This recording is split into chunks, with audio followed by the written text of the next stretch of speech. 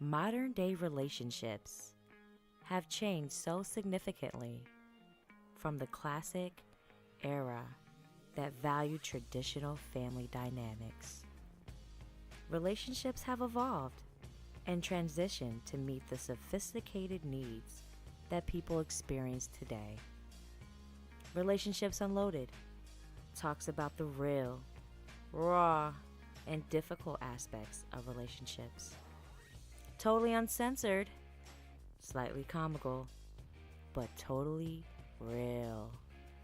Hosted by New Jersey's favorite couples therapist, Sonia Singh.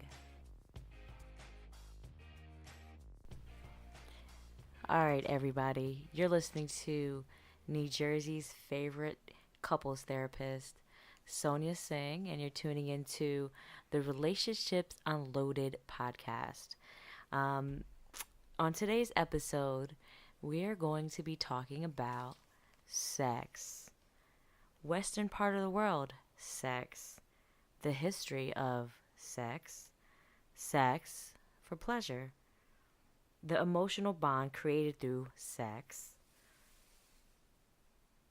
How sex has evolved to become an activity and not just for the purpose of reproduction. So just so you know, everybody that is listening knows, there is a Relationships Unloaded community on Facebook. Also, there's a Relationships Unloaded page. So for research, science, facts, tips, advice, make sure you follow. And also on YouTube, Relationships Unloaded. This podcast is because of my own trials and tribulations with relationships. Because clearly they have shifted and transitioned into what today is known as the modern day relationship. Traditional family values and traditional family dynamics aren't really the norm anymore. So, in today's first episode, we're really going to talk about sex. Sex initially was and has been historically something that was created for procreation purposes. And nowadays, in the Western side of the world, we use sex as a recreation for pleasure. So, one of the things that we're going to be covering today is just talking about, overall, how people feel about sex for pleasure, what's important to them when it comes to sex for pleasure, and then also how important it is, for a relationship to be able to develop and nurture and survive, in the modern day age. So with that being said, Andy, what are your thoughts about, the importance of sex today? Like, how important is sex in a relationship when you're, trying to bond with someone that you're either getting to know or someone that you're close with? I mean, how does that, kind of take its course in, helping you really, kind of create this, this strong bond? Is it an important thing or is it not for you? Well, I think for men, maturity has a lot to do with it. I think about sex, me being in my mid 30s now, a lot differently than I thought about it when I was a teenager and in my 20s. Sex for Wait, so in what ways, Andy?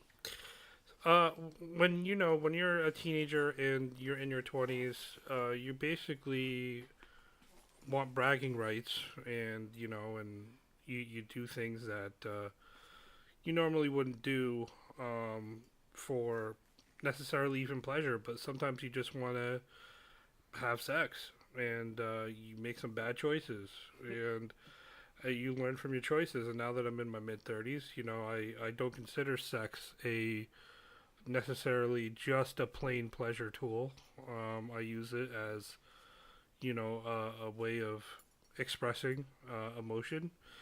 But some guys, they can't grow out of that. Some guys are stuck in their ways, and they're going to be like that all the way probably till the day they die. So I think it's different for every guy. But for me personally, I the sexual encounters, the random sexual encounters, that's pretty much stopped on my end. I just really only do it with people that I consider uh, to be in somewhat of a relationship, if not a full relationship.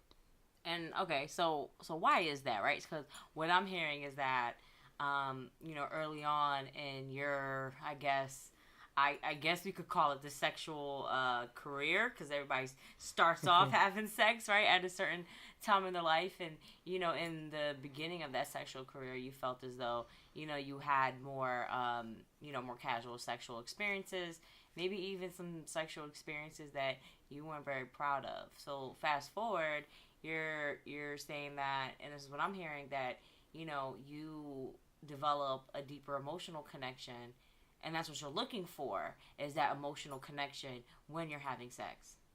Yes, I mean, listen, there's locker room talk. I don't want to use one of Trump's terms, but Wait, locker room talk. What's that? I don't know what that is.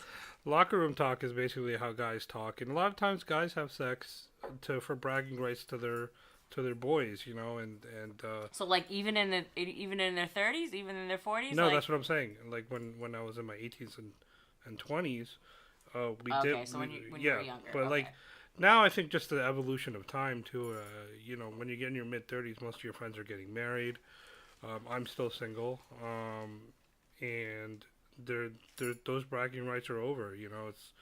And also it's like I said, it's a maturity thing. You want to be a mature person when it comes to dealing with anybody, no matter what activity you do with them. You want to be mature, and after time, it doesn't even become a choice. You just naturally are that person. So talking to 20-year-old Andy is a lot different than talking to 36-year-old Andy. Right. I mean, of course, right? I mean, you've came this far, so I mean, it's only right that you would experience some growth, especially with your sex life. So like, I find that interesting because one of the things that you said is that now you look for like a deeper like you want to build on an emotional connection when you're having sex. And I remember like when I was in my 20s and I was in at graduate school, I used to talk to I guess my professors that were like much older. Like I'm talking about like 50, 60, 70-year old professors, and we used to talk about sex. Because being a therapist, one of the things that we had to be comfortable with is talking about things that were very difficult. So they made us talk about things that were very, very difficult for some people, like the concept of sex, very, very early on in like our like therapeutic careers. So one of the things that I'll never forget, like somebody asked in my class was, do old people still have sex? And I found that so funny because the answer to that was yes. Like at 60, 70, 80, you're not swinging from a chandelier trying to like land on it, but you're still having, sexual encounters, you're still having sex with your partner.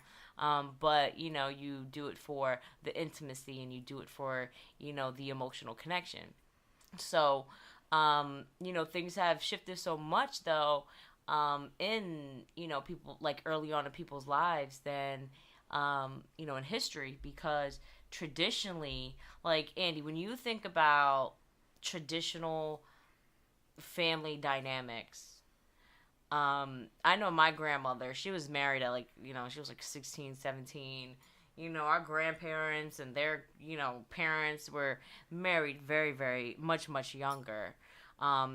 Where, they were like, with one person, they waited, for marriage to have sex. And nowadays, people wait for marriage to be monogamous, right? So it's like, that's a big shift because people are having sex. People are having lots of sex, like before they actually get married. And that statistically, that's like more of a norm than someone that says, hey, I'm going to be with one person and, maybe one or two, like the statistics say that before somebody gets married, they're going to have 3 serious relationships in their life. Mm-hmm. So that's at minimum like 3 sexual partners. Um, and there's a lot of people that are listening. Don't be ashamed if you've had way more than 3, because a lot of people can relate to that. So, that's just then like statistically overall, 3 people, like, people are with 3 people, before they get married. Versus traditionally 20 years ago, 30 years ago, even beyond that, people were with like one person for their whole life. So like hearing that, like what are your thoughts about that?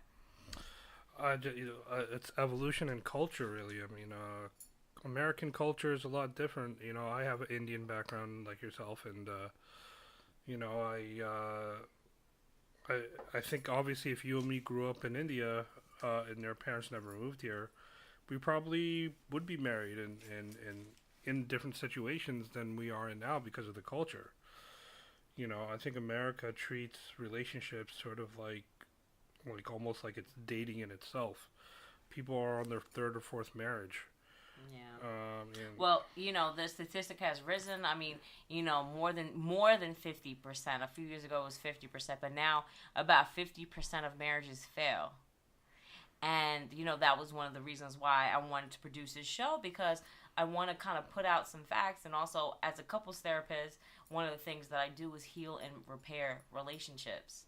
So sex comes up a lot in a lot of the conversations and a lot of the issues, because when I work with couples and they're starting to have sexual issues, the sexual issues that they're having are always because not always, but I want to say maybe 7 out of 10 times, because there are other things that are happening in the relationship that is causing stress on the relationship, that is causing them to become disconnected from their partner.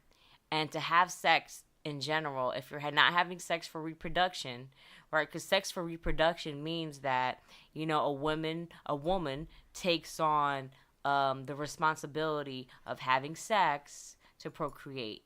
That is one of her wifely duties, and that's the whole theory behind sex for reproduction.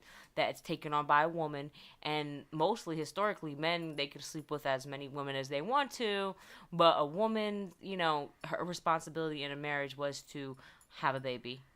A lot of cultures still believe in this. A lot of parts of the Eastern world still, hold on to this value. However, if you have kids or you don't have kids and you're still, I was about to say fucking, but if you're still having sex, that means that, you're having sex for pleasure. So if you're having sex for pleasure and there's a disconnect, right, there's something else going on, because you're not able to, you're not able to satisfy and create that emotional connection, in that, in that relationship that allows you to have good sex, right? So, I mean, I'm pretty sure a lot of people that are listening, and maybe even you, Andy, have had experiences having like bad sex. So, like, Andy, based on like what you've experienced, I mean, like, what is bad sex and why do you think that happened? okay, I have a very interesting theory on people who consider what is bad sex. I don't think there's such thing as bad sex. I think two people are just incompatible. What's one person's garbage is another person's treasure.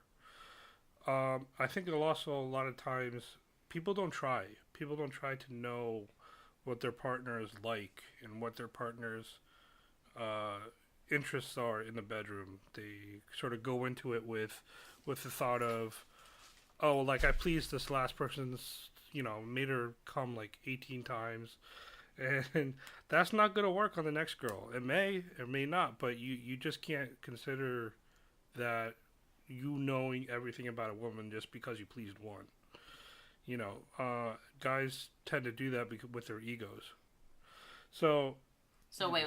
So just to hold on to that. So like when a man is able to make a woman come multiple of times, how does that make a man feel, like when he's able to accomplish that? Because a lot of people feel as though, and a lot of women feel this way, that the female orgasm is like the main event in the sexual experience, because men, try to achieve that. They're like, okay, well, I am going to, have sex, and I'm going to be as good as possible, right? To be able to create this, right? The end goal is to have the female orgasm.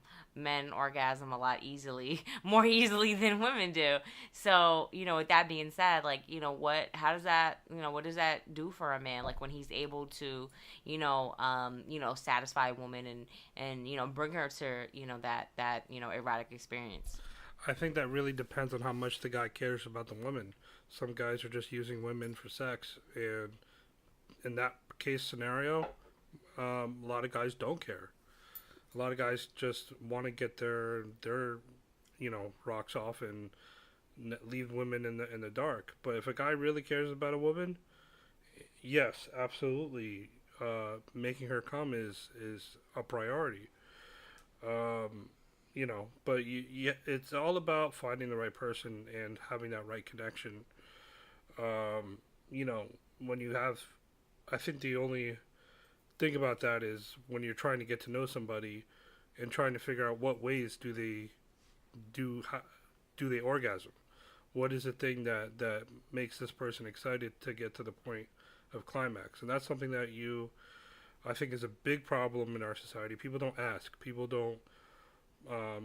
Not only do people ask, when you do ask, sometimes they don't even have an answer. They want to be surprised.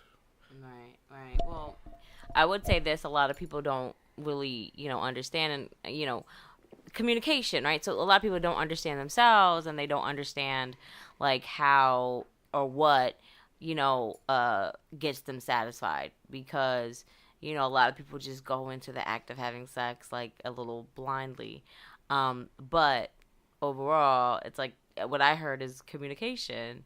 So when you have a good relationship with somebody and you're close to somebody and you feel safe, because safety and security is important for good communication to happen.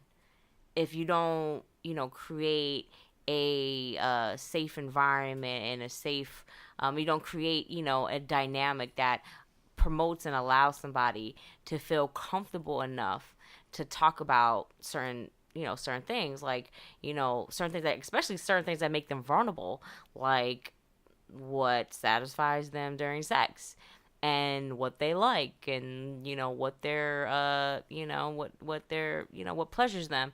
I mean, like it takes a certain type of communication, direct and clear and understanding, but there's certain things that you have to do and create to be able to make sure that you have that good communication. So I agree that a lot of people, they go into, like having sex and they don't really know, and people just try to like figure it out without really communicating. And there's a lot of different reasons why people don't communicate about how they are satisfied sexually or how they feel sexually. Some people are scared. Some people have an underlying fear. Some people feel vulnerable and uncomfortable. The sex in general is a topic that is, kind of difficult for people to talk about. So, I mean, kudos to you for being on the show and being open to talk about sex. But, I'm pretty sure a lot of people that are listening, feel, a similar way. Um, But also, I think we live in a technology world. Sex is very Sex has almost gotten thrown into the mix of, like, let's say buying a smartphone and getting an app, because literally you could go on any app, find any girl, find any guy, and have sex with them that night. yeah. If you're willing to. So Yeah, that's very true. it used to be when my parents got into an argument, they would talk it out. They would, like, they wouldn't talk maybe for the night, but in the morning they'll work it out or whatever. Nowadays it's like people vent on Facebook, people vent on Instagram, and then all of a sudden, her, a wife could be complaining about her husband, and then her inbox gets filled with all these other guys, and all of a sudden the grass looks greener on the other side. And then, people make those mistakes. And I think cheating is a huge thing because people always think the grass is always greener when a lot of times it's not. Sometimes it is, but I would probably say for the majority of time the grass is not greener. And sex is a huge, huge part of why people tend to drift away from their marriage. Yeah, yeah. I mean, you made like a really, really good point about that because, um, with dating apps today, overall, technology, when I did an independent study about, the difference between relationships 20 years ago and relationships today. And I did this not only through personal interviews, but I did this through the Relationships Unloaded community on Facebook. And the main thing, like the main theme that I heard from people is that they feel as though technology has shifted the way that we feel and we approach a lot of our relationships. For one, a lot of people are meeting people via dating apps today. People are meeting, each other, not in person, right? So the accessibility, right? It's like, and the accessibility is there though. Like the accessibility to say, hey, I really could just dig in my pocket, grab my phone, dig in my pocketbook, grab my phone, and go on a website and like do a search. That is, it's something that is kind of like it's a new, relatively like a new phenomenon because before the apps became such a thing because now there's so many of them. And Tinder one being one of the most, I don't know which one, like there's so many of them, I don't know which one is like the most popular. But I did an interview with a guy that is featured on our YouTube channel, from our Exotica episode. And he said that nowadays, like he's on Tinder all the time and he's meeting all these girls off Tinder, right? And swiping right, swiping left, and people mutually become attracted to each other, and you're exposed and you connect with people that you weren't able to connect with like any other way.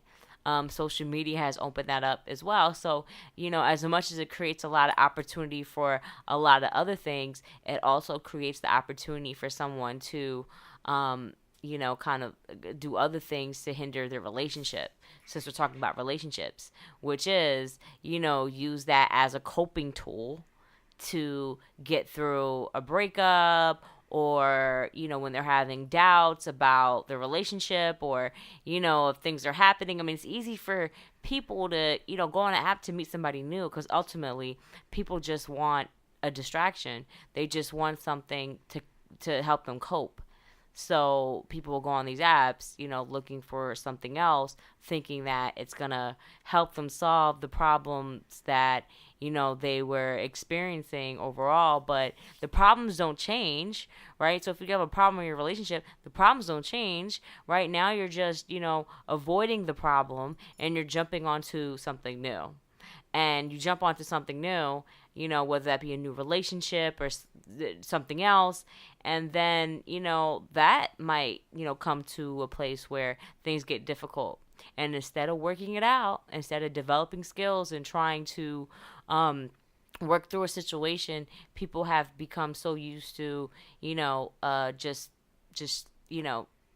finding opportunities to get into something different versus fixing like what's already there.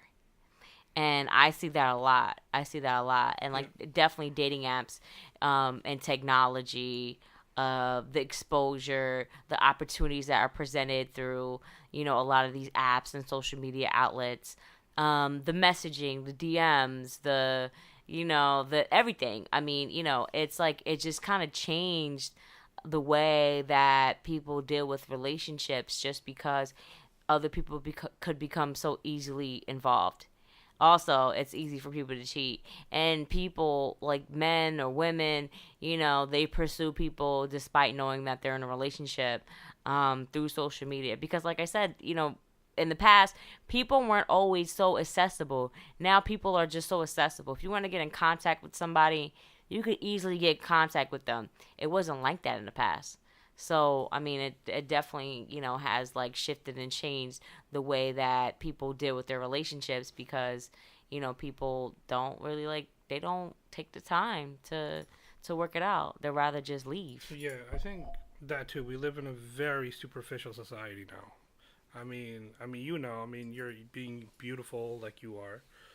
You like if I go on a dating site, maybe because I don't have a six pack or whatever, I maybe get one message a month, but I think just being inherently female and guys basically going after whatever they can at this point, and because they can do it anonymously, um, like you would sign up for a dating app, and how many messages you get in your box? You get like maybe hundreds a day, or you know. Okay, so I think that's an exaggeration. I don't get hundreds a day, but there was a time where I was like on a lot of dating apps because, of course, overall, I had like certain, I guess, expectations as a woman being a certain age. Knowing like my biological clock was ticking, I felt like an urgency to say, hey, I spent years like kind of working on myself. I need to, take away from just focusing on myself, and I need to like find a relationship, right? So, I went on these dating apps and I signed up for probably like several of them sparingly, and not hundreds a day, but you'll get quite a few. I'll get quite a few, and I don't like look at them all because they're kind of overwhelming, but I just find it interesting that because like the role is different for women than men. Men. But that's the thing, though. What I'm saying is that you get so many messages, and it's not just you; it's a lot of females out there. They get a lot of messages. Becomes overwhelming. That one of those guys could be your soulmate. You know what I mean? But we live in a society where, like, hundreds of people are trying to go after, the same person, but with different goals. Like one person, like for me, if I message someone, I want to date them. I want to get to know them. And then eventually, leads to sex.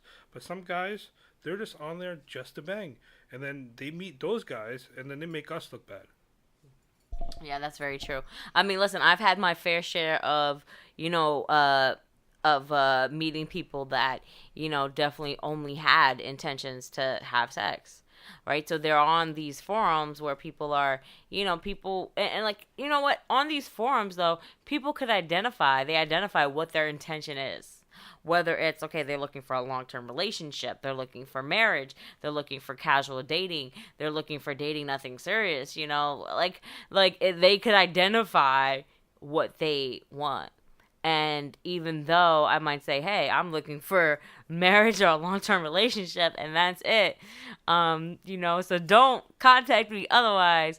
You're still going to get like messages from every single person, and you don't really know because you still have to, I feel like if I was to respond to any message, right, that's time out of my day, right? So I think a lot of women could relate to this, regardless of, if you're on like a dating website or not. When, we invest time into people, right, that's time that you can't get back. And I know men feel the same way. That's time that you can't get back.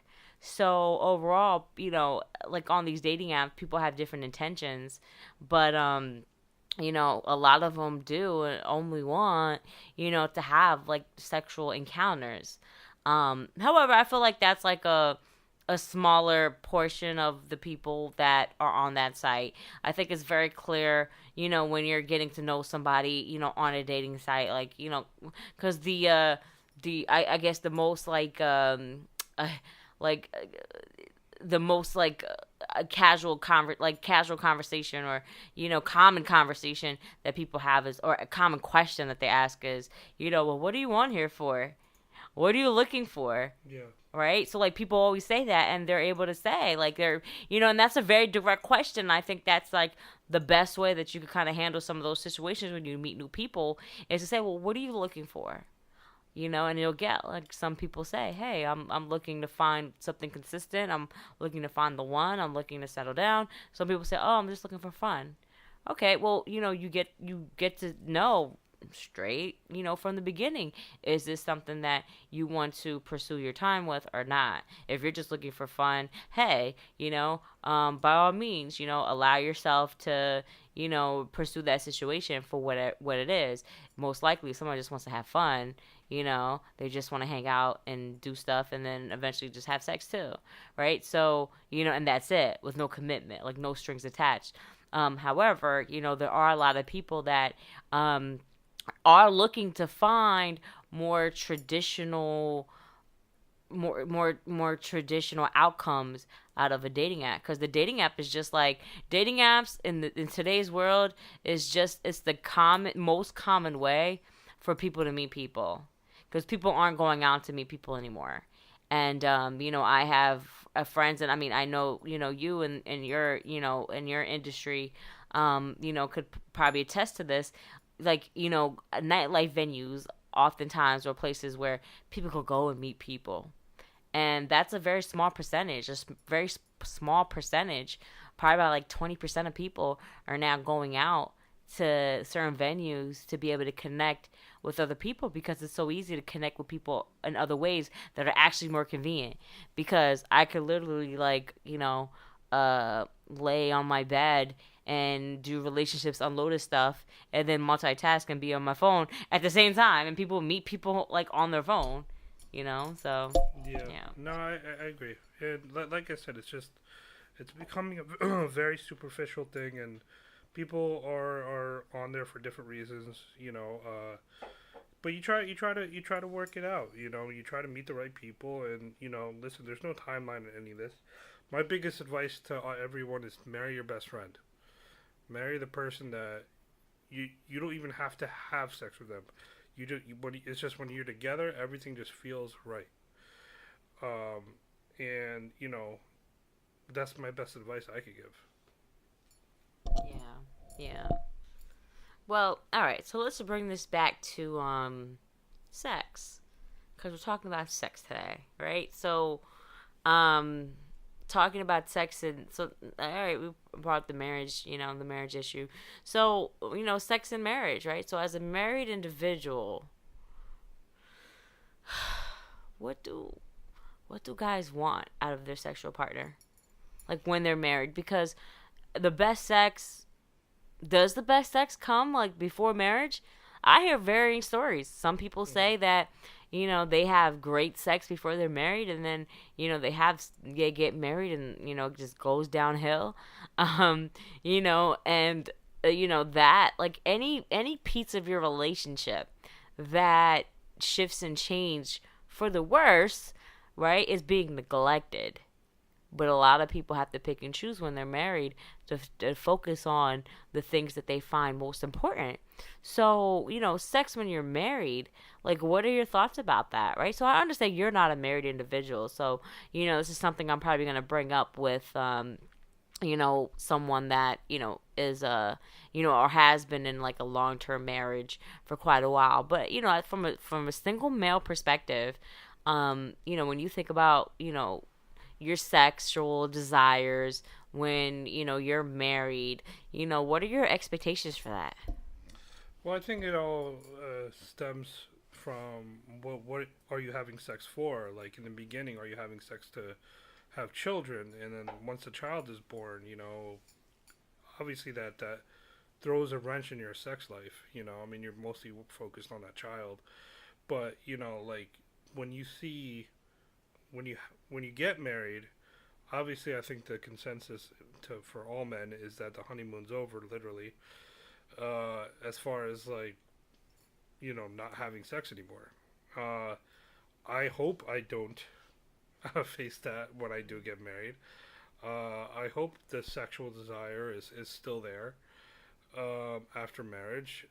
But yeah, I mean, unfortunately, in today's society, you just hear about marriage is the end all for sex, and I don't think it has to be that way. Yeah, well, I mean, for any woman that is at a mature age, like, listen, after the age of 30, me and all my friends and every single woman I ever talked to that was 30 and beyond, was just like horny, like hornier than they ever been before. So, the horniness is there, like the wanting to be sexually stimulated is there. So obviously, right? So I mean, if a woman's hormones, right, something that she can't control, is fiending for more sex at a certain age, that only increases because based on studies that I followed, like a woman's hormonal levels increases throughout her 40s. So I I'm a 32-year-old woman at this point, which I'm not ashamed of saying. You know, my hormones are only going to peak at its greatest, right? In like 8 years from now, because it usually happens like around the 40s. So, with that being said, I'm like, okay, so why do relationships fail?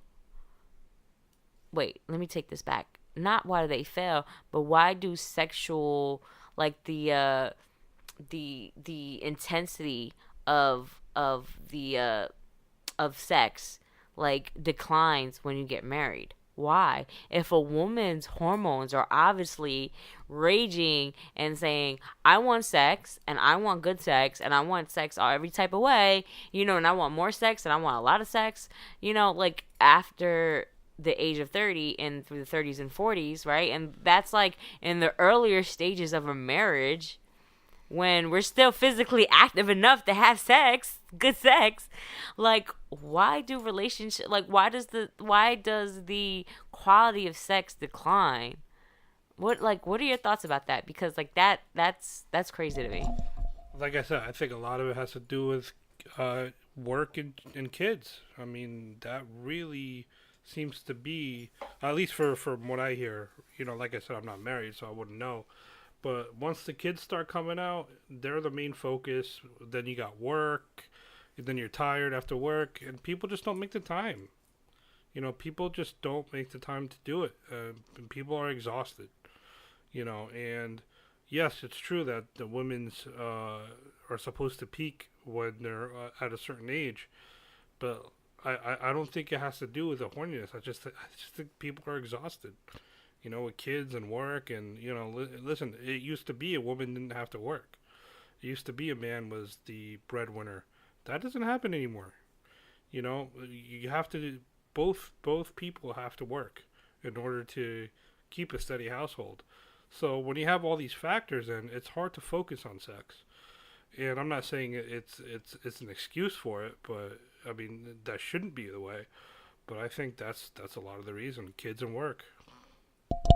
Yeah, yeah. I mean, that makes total sense. Like, listen, right? So, sex, like, what I hear from that is that, time isn't sacrificed, right, for sex as often as it should be in certain relationships. So, let's talk about business, right? When it comes to business, when it comes to certain things that, like, have to be done no matter what, right? Those things are going to be done. So if it was business, it would be done. But because it's not business, because it's not, like a money maker, it tends to, it's like that the sexual intensity in relationships tend to fade over time because of the stress that, is happening within a person's life. So with that, right, like it's something that relationships need, because early on in this conversation, one thing that you mentioned is that you're able to build more of an emotional bond and a connection with your partner. And honestly, like, okay, put it all the fucking scientific shit, all the therapeutic shit, like, you feel good after you have sex. So if you have sex with your partner, you're gonna like your partner more, you're gonna feel happy around your partner, you're probably gonna be in a better mood. But because there's so many other stressors involved in the life that coexists within a family dynamic after being married, it's more likely that sex is the quality of sex is going to decline. So like scheduling time or making time, like making that more of a priority, to be able to kind of keep that part of relationship alive is a sacrifice. And it's something that a lot of people kind of do unconsciously and not aware of. Like, they're having bad sex lives and they don't even know why. They're like, oh, we don't even have sex anymore. Well, they don't have sex anymore, or they don't have sex as much, or they're not having quality sex because, they're not, adjusting other parts of their life to be able to kind of satisfy that need. But if it was a lot of other things, like, once again, if it was business, if it was something work related, that is gonna get done. Like that shit is gonna get done regardless. But like that will decline. But based on my opinion overall about relationships, I mean that's something that's very very important, and it needs to have time invested into it.